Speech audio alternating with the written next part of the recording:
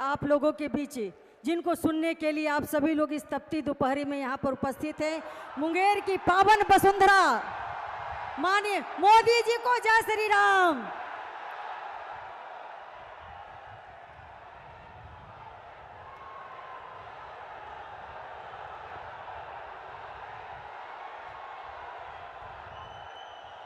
भारत माता की, भारत माता की, भारत माता की। चंडिका माई के ई पवित्र धरती के गोड़ लाग छिए। अंगराज कर्ण के ई भूमि के प्रणाम करी छिए। मुंगेर की ये धरती स्वाभिमान की धरती है।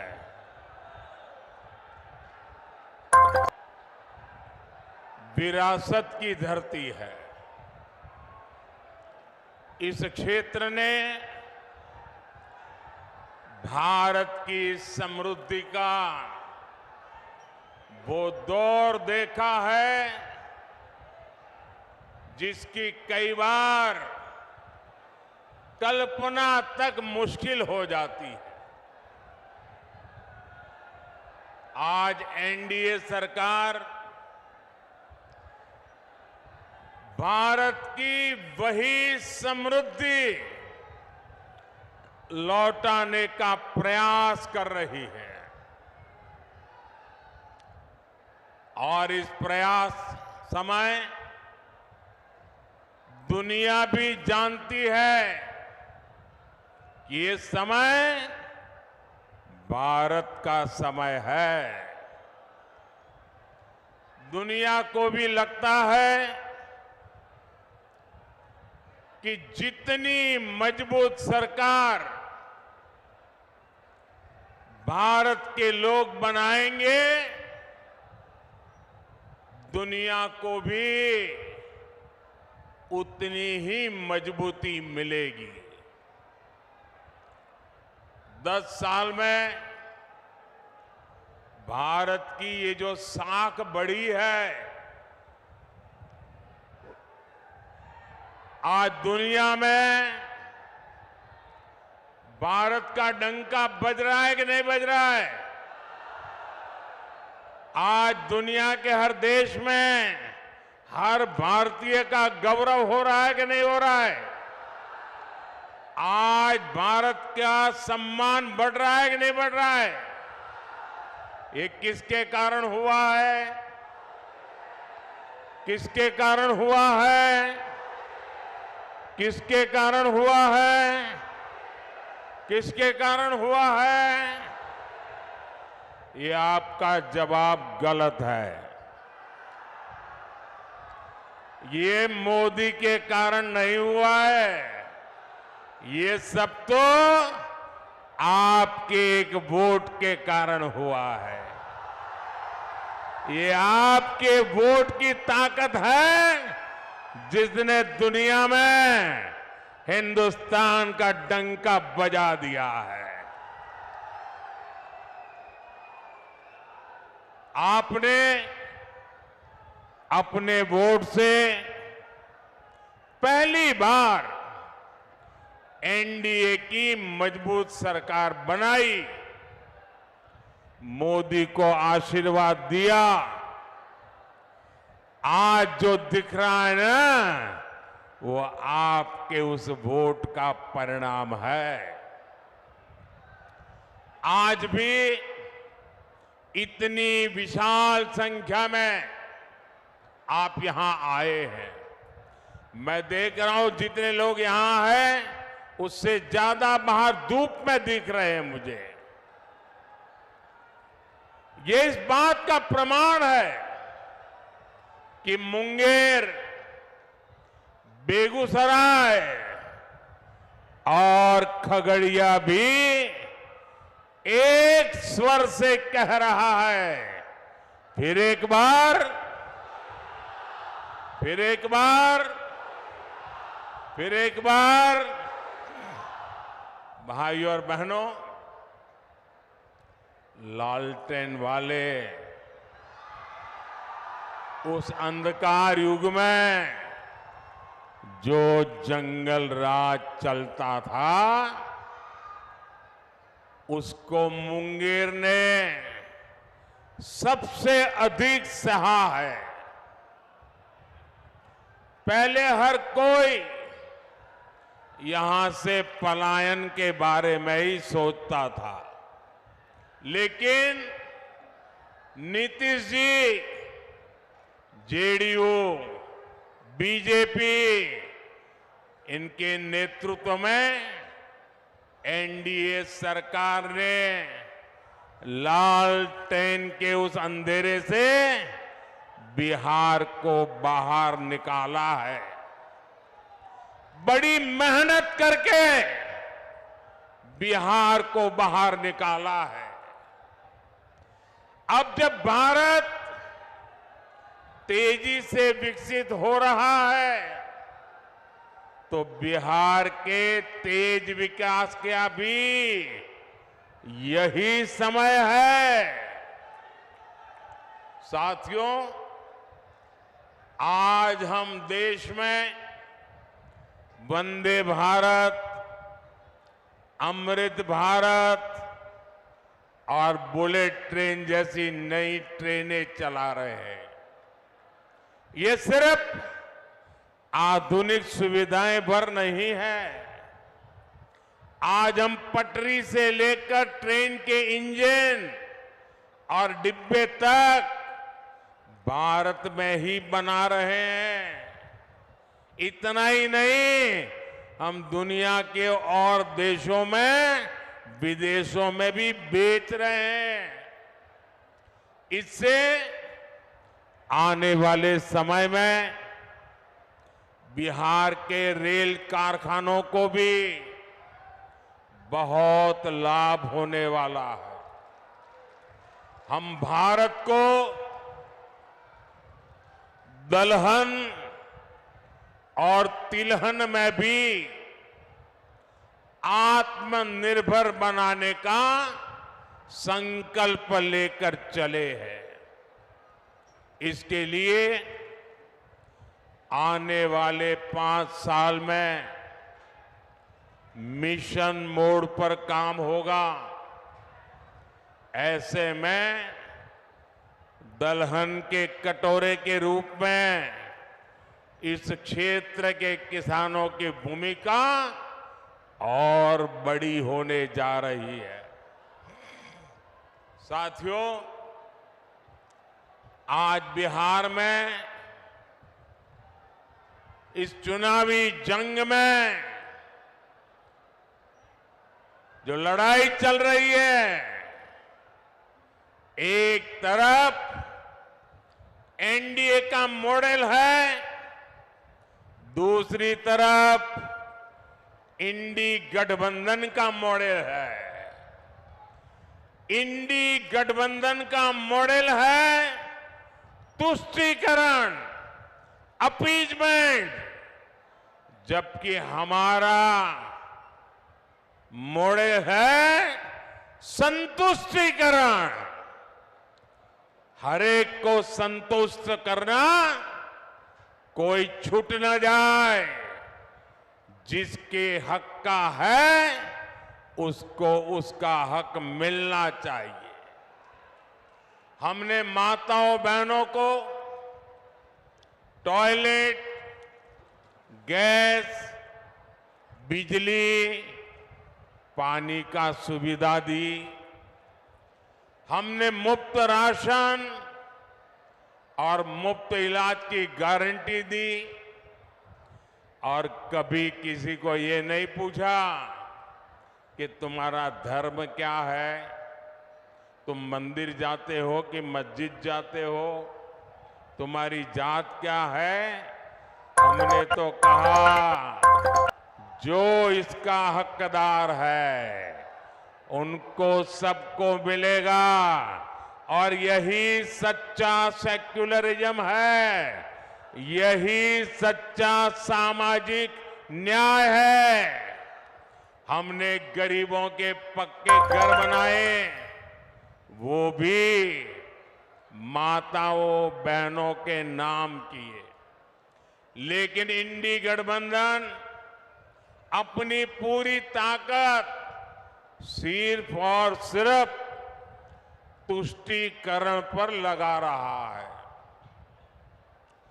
कांग्रेस के शहजादे का कहना है कि वो देश भर में, ये जरा ध्यान से सुनिए, ये कांग्रेस के शहजादे ने क्या कहा है और आपके लिए कितनी बड़ी मुसीबत वो लाने वाले हैं, ये जरा समझने की जरूरत है। कांग्रेस के शहजादे ने कहा है कि देश भर में हर परिवार की उसकी कमाई का, उसकी मिल्कत का, उसकी प्रॉपर्टी का सर्वे करेंगे। परिवार के पास क्या होता है? कुछ छोटी मोटी बचत होती है, छोटी मोटी गुमटी, दुकान, मकान होता है। हमारी बहनों के पास कुछ जेवर गहने होते हैं, और स्त्री धन तो हमारे यहां बहुत पवित्र माना जाता है, मंगलसूत्र होता है। भ्रष्टाचार करके लोगों को तबाह करने वाली कांग्रेस की बुरी नजर अब आपकी संपत्ति पर पड़ गई है। साथियों, कांग्रेस कहती है कि वो किसानों के घर और जमीन के सर्वे कराएगी और आप पर विरासत टैक्स लगाएगी, और कहते हैं वो एक्सरे निकालेंगे हर एक का, हर परिवार का एक्सरे निकालेंगे। यानी आप अपनी पूरी संपत्ति, आज तो आपके पास जो भी है, मरते समय आप अपने बच्चों को दे देते हैं। कोई लिख करके जाता है या मरने के बाद उनके बच्चों को मिल जाता है।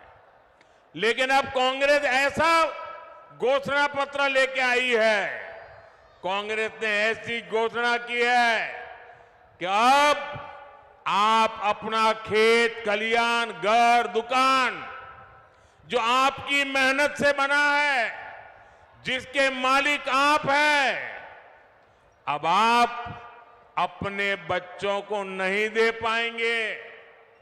कांग्रेस का कहना है, शाहजादे के गुरु कह रहे हैं कि अब उसमें से आधे से अधिक कांग्रेस सत्ता में आई तो वो उसको हड़प लेंगे। यानी आपके पास गांव में 4 कमरों का घर है, तो आपके बाद आपकी संतान को 4 कमरे वाला घर नहीं मिलेगा, उसमें से 2 कमरे वो हड़प कर लेंगे। मान लीजिए किसी किसान के पास 10 बीघा जमीन है, कांग्रेस की सरकार बनी तो 10 बीघा जमीन आप वारसे में, विरासत में अपने बच्चों को नहीं दे पाएंगे।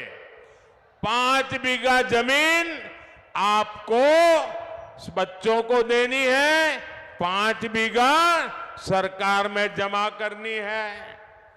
ऐसा भयानक विचार लेकर के ये इंडी गठबंधन के लोग आए हैं, और इधर आरजेडी वाले, इतनी चर्चा चल रही है, मुंह पे ताला लगा करके बैठ गए हैं, क्योंकि वो भी मौन रख करके ये संपत्ति का भागीदारी का मजा लेना चाहते हैं। विरासत टैक्स के रूप में कांग्रेस अपनी जो खासम खास वोट बैंक होगी, आरजेडी की अपनी जो खासम खास वोट बैंक होगी, ये जो आपका लूट लेंगे वो उनको बांट देंगे। और इसलिए आज पूरा देश चिंतित है, हर नौजवान चिंतित है, हर बुजुर्ग मां बाप चिंतित है। और इसलिए एक स्वर से देश कह रहा है, कांग्रेस की लूट, कांग्रेस की लूट जिंदगी के साथ भी, जिंदगी के बाद भी, मरने के बाद भी लूटेंगे। कांग्रेस की इस योजना में आरजेडी उसके साथ कंधे से कंधा मिलाकर चल रही है। साथियों, युवाओं को ज्यादा से ज्यादा नए अवसर देना, रोजगार के मौके देना, ये एनडीए की प्राथमिकता है। एनडीए सरकार मुद्रा योजना, स्टार्टअप योजना से नौजवानों को लाखों रुपए की मदद दे रही है।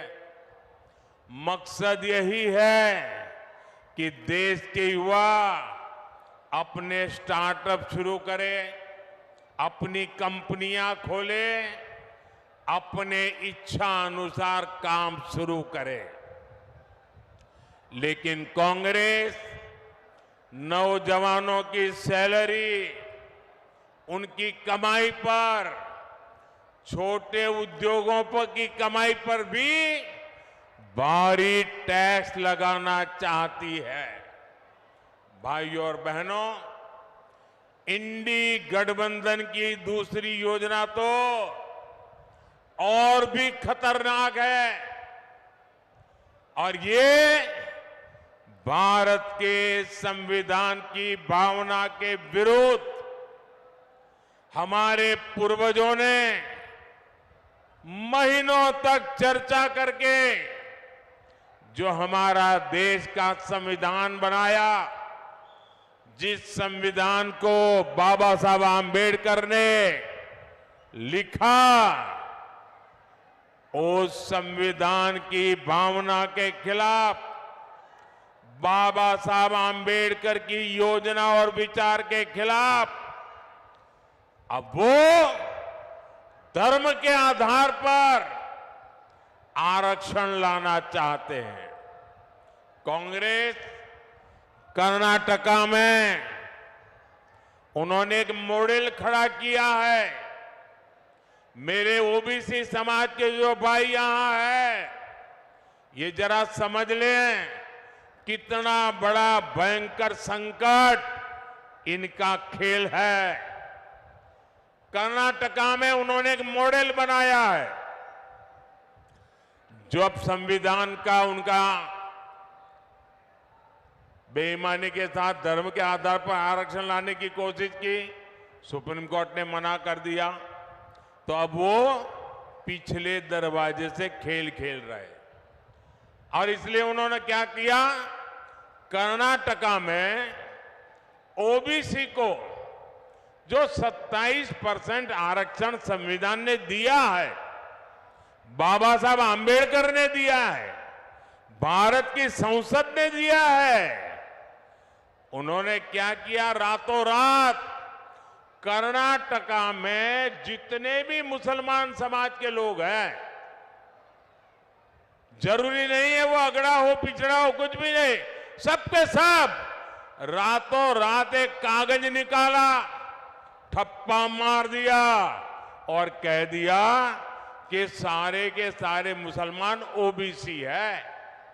और उसका परिणाम यह आया कि ओबीसी समाज का जो 27% का आरक्षण था, उसका बहुत बड़ा हिस्सा उन्होंने धर्म के नाम पर दे दिया। ओबीसी समाज का आरक्षण उन्होंने काट दिया। अब यही काम वो पूरे देश में करना चाहती है। बिहार में भी ये इनकी कर्नाटका जी फॉर्मूला है। वो इंडी गठबंधन वाले यादव हो, मंडल हो, कुर्मी हो, कुशवाहा हो, निषाद हो, ऐसी जितनी भी पिछड़ी जातियां हैं उनको जो आरक्षण मिला है अब वो उसमें से डाका डालेंगे, लूट लेंगे और धर्म के नाम पर बांट देंगे। अपनी वोट बैंक को देना चाहते हैं। और इसमें भी कांग्रेस को आरजेडी का पूरा साथ मिल रहा है। ओबीसी का हक लूटने के खेल चल रहे हैं और आरजेडी वाले तालियां बजा रहे हैं। लेकिन ये लोग कान खोलकर सुन ले, जब तक मोदी है तब तक ये एससी, एसटी, ओबीसी का हक छीनकर धर्म के आधार पर नहीं बांट पाएंगे।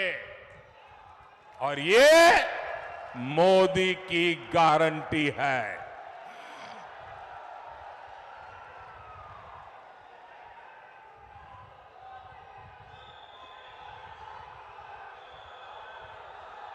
साथियों, वोट बैंक की राजनीति के कारण ही कांग्रेस की सरकारों ने हमारी हजारों वर्षों की समृद्ध विरासत की सूध नहीं ली। आज जब मैं गर्व के साथ पूरी दुनिया में जाकर कहता हूं कि भारत लोकतंत्र की जननी है, तो ये आरजेडी, कांग्रेस, लेप वाले मेरे देश की मजाक उड़ाते हैं। ये मजाक सिर्फ मोदी का नहीं है, बल्कि बिहार के महान लोकतांत्रिक इतिहास का मजाक है। बीते 10 वर्षों में हमने अपनी विरासत, अपनी धरोहर को फिर विश्व पटल पर स्थापित किया है। गुलामी की मानसिकता से गिरे गए लोग अब चाहकर भी इस नए भारत को बदल नहीं सकते। आप देखिए, दिल्ली में G20 सम्मेलन के दौरान हमने हमारे देश की, बिहार की महान विरासत, नालंदा विश्वविद्यालय के गौरवमय इतिहास को दुनिया के सामने रखा। आज दुनिया के जो जितने G20 के बड़े नेता हैं, उनके घर में नालंदा के उस विश्वविद्यालय के साथ फोटो है। एनडीए भारत को 21वीं सदी के वैश्विक ज्ञान का केंद्र बनाने के लिए समर्पित है। मुंगेर में विश्व का सबसे बड़ा योग का विद्यालय है। पद्मश्री पूज्य स्वामी निरंजनानंद सरस्वती जी के प्रयासों से पूरे विश्व से लोग यहां योग सीखने आते हैं। लेकिन गुलामी की मानसिकता से भरे दलों ने तो हमारे योग तक को विदेशियों के हवाले कर दिया था। आज पूरी दुनिया जून के महीने में अंतर्राष्ट्रीय योग दिवस मनाती है। उसे मुंगेर को, बिहार को गर्व होना बहुत स्वाभाविक है। साथियों, अब भाजपा ने योग और आयुर्वेद को वैश्विक बनाने के लिए बड़ी घोषणाएं की हैं। एनडीए सरकार योग और आयुर्वेद के लिए विश्व स्तर पर मान्यता देने की, प्रमाण पत्र देने की व्यवस्था स्थापित करेगी। एनडीए सरकार दुनिया के लिए योग और आयुर्वेद के प्रमाणित पाठ्यक्रम बनाने के लिए इससे जुड़े संस्थानों को मदद देगी। इससे योग और आयुर्वेद सेक्टर में हमारे नौजवानों के लिए पूरी दुनिया में अवसर बनेंगे।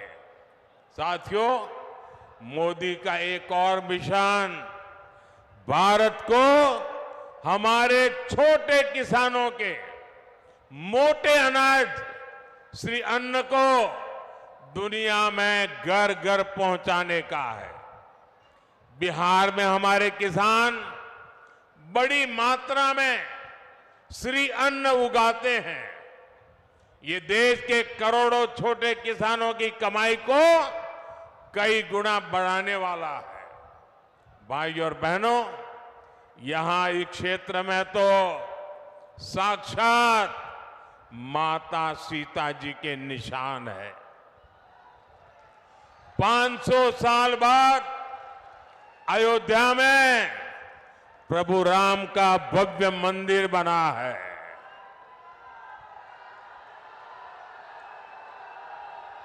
पूरे देश को गर्व हो रहा है, सबको गर्व हुआ। और प्राण प्रतिष्ठा के कार्यक्रम में ये इंडी गठबंधन वालों को निमंत्रण दिया, उन्होंने उसे ठुकरा दिया। और दूसरी तरफ वो अंसारी परिवार को देखिए, जो दो पीढ़ी से राम मंदिर के खिलाफ अदालत में मुकदमा लड़ते थे, मुसलमानों के लिए मुकदमा लड़ते थे। लेकिन जब सुप्रीम कोर्ट का निर्णय आ गया तो उन्होंने गर्व के साथ उस निर्णय को माथे पर चढ़ाया। इतना ही नहीं, श्रीमान अंसारी खुद राम मंदिर प्रभु रामलला के प्राण प्रतिष्ठा के कार्यक्रम में खुद आए, लेकिन कांग्रेस आरजेडी के लोगों ने निमंत्रण ठुकरा दिया।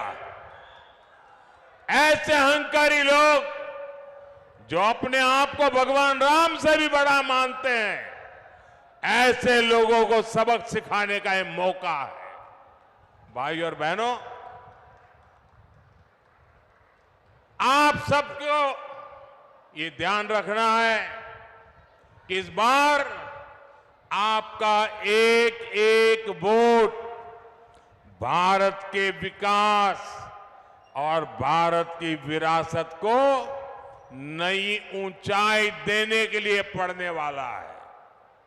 और इसलिए मुंगेर से हमारे मित्र श्रीमान राजीव रंजन जी, बेगूसराय से गिरिराज सिंह जी और खगड़िया से राजेश वर्मा जी को हर बूथ पर विजयी बनाना है।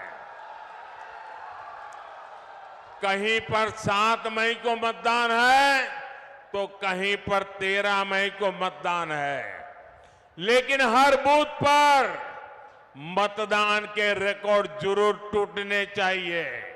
टूटेंगे, घर घर जाएंगे, ज्यादा से ज्यादा मतदान कराएंगे, सुबह 10 बजे के पहले मतदान कराएंगे, पूरा कराएंगे। अच्छा, मेरा एक काम करेंगे, ये मेरा काम है, ललन सिंह का नहीं है, गिरिराज का नहीं है, मेरा काम है। करेंगे, पक्का करेंगे। देखिए, घर घर जाइएगा, और कहिएगा कि मोदी जी मुंगेर आए थे और मोदी जी ने आपको प्रणाम कहा है। मेरा प्रणाम पहुंचा देंगे, हर परिवार में मेरा प्रणाम पहुंचा देंगे। जब हर परिवार में आप मेरा प्रणाम पहुंचाएंगे ना, तो हर परिवार मुझे आशीर्वाद देगा। वो आशीर्वाद मेरी ऊर्जा है, वो आशीर्वाद मेरी शक्ति है, वो आशीर्वाद मेरी प्रेरणा है। और उस आशीर्वाद को लेकर के मैं पूरी ताकत से फिर से एक बार आपकी सेवा में जुड़ जाऊंगा। मेरे साथ बोलिए, भारत माता की, भारत माता की, भारत माता की। बहुत बहुत धन्यवाद।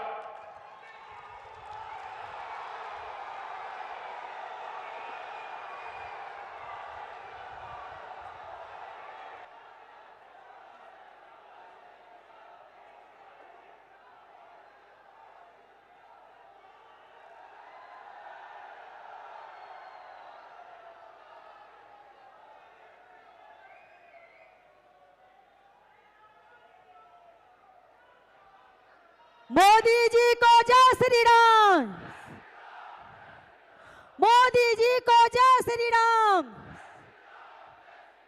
मोदी जी को जय श्री राम। जय श्री राम, जय श्री राम, मोदी जी को जय श्री राम। जय श्री राम, जय श्री राम, मोदी जी को जय श्री राम। जय श्री राम, जय श्री राम, मोदी जी को जय श्री राम। जय श्री राम, जय श्री राम। आप बोलिए।